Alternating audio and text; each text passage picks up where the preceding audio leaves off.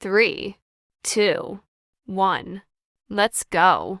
So today's goals are Python intro, Python get started, Python syntax, and Python comments.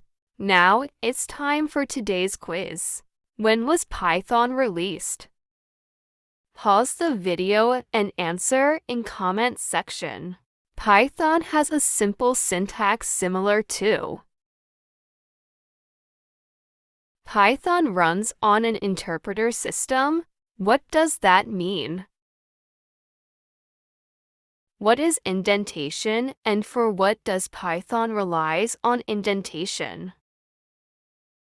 How to check if we have Python installed on Windows or PC? What is the website to download Python for free?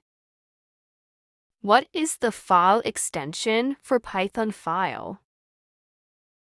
How to quit the Python command line interface?